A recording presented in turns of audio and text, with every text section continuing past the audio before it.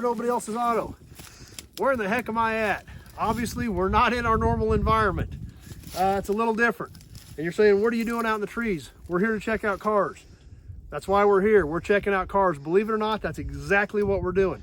Now, you can see behind me, we see the water, we see the sand. We're down in a river, on a riverbank. Now, years and years ago, 50, 60 years ago, old car bodies were used for erosion control. Lakes, rivers, streams, shove them over the edge, let them sit on the bank, keep the dirt from washing out. Now, at this point, most of these vehicles, very, very little left of them at this point. Years ago when I was a kid, I remember going out with my dad, and there were some cars on riverbeds where if you knew the landowner, where they let you access them, where you could drive out to some of them. I remember stripping parts off some cars on rivers years and years ago.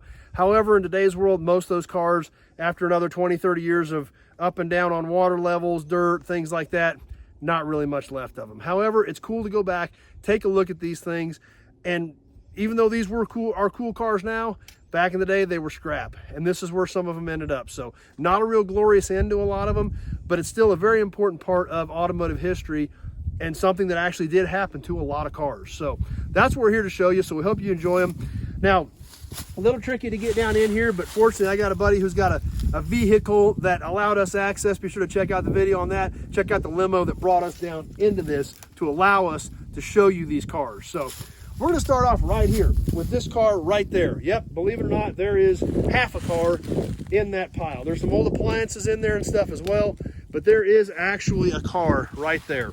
The back half of a 55, I believe, Buick, possibly a 56, but I think it's a 55 Buick.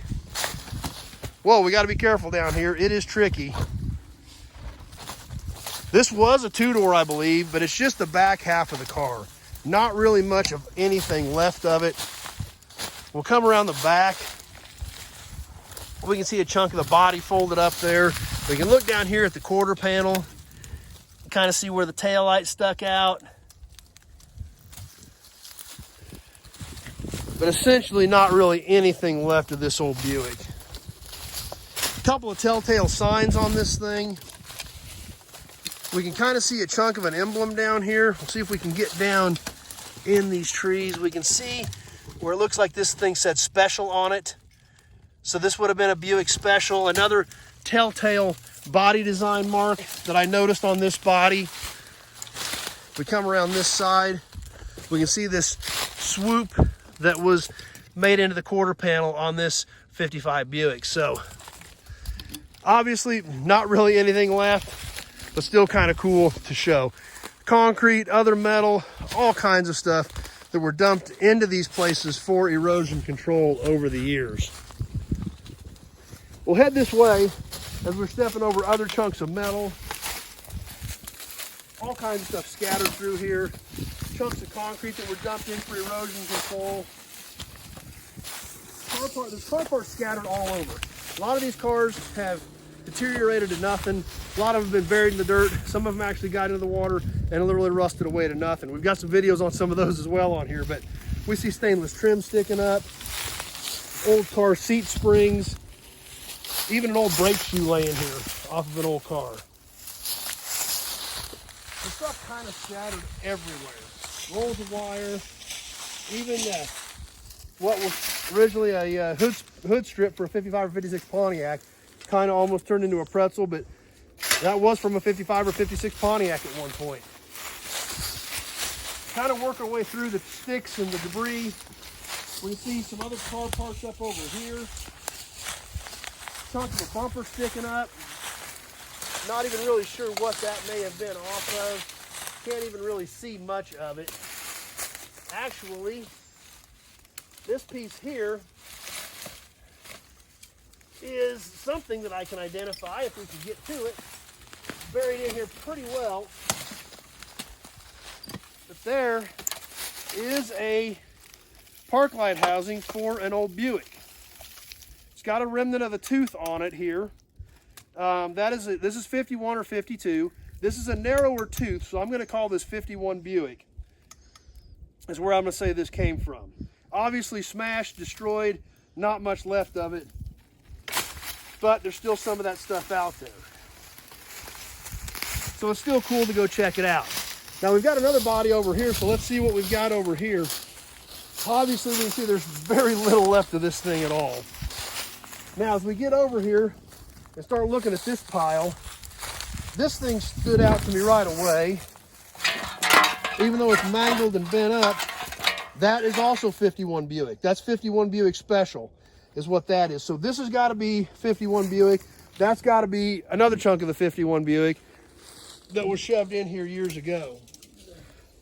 There's another one of the grill teeth, the stainless grill teeth. This is a narrower tooth, so this is 51. 52 had a very similar nose, but a little bit wider tooth. We can see the side hood hinges, which is typical of Buick of that era because their hoods open side to side.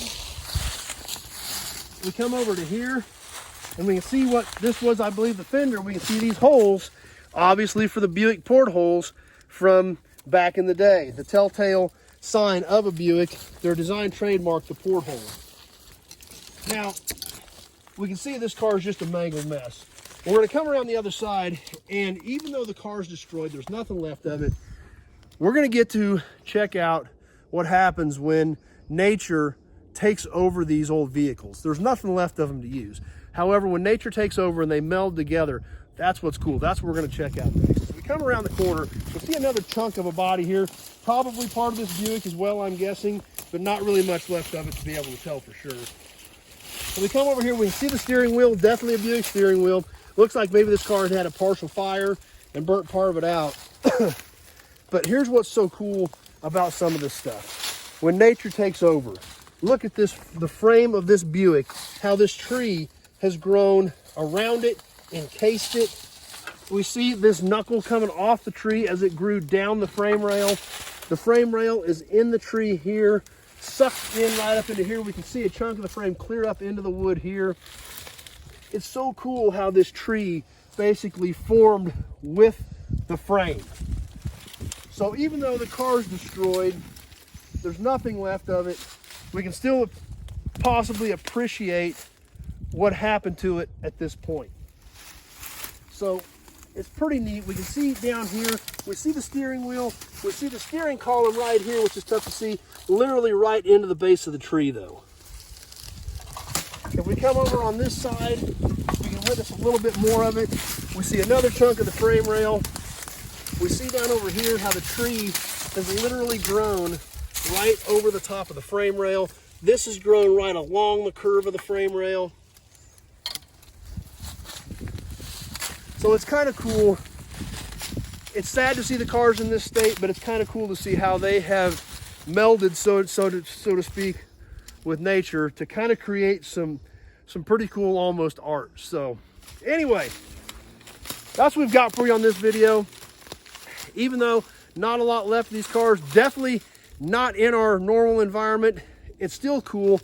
It's still a story of the history of the automobile and what happened to a lot of the great cars that we love today, and we wonder what happened to so many of them.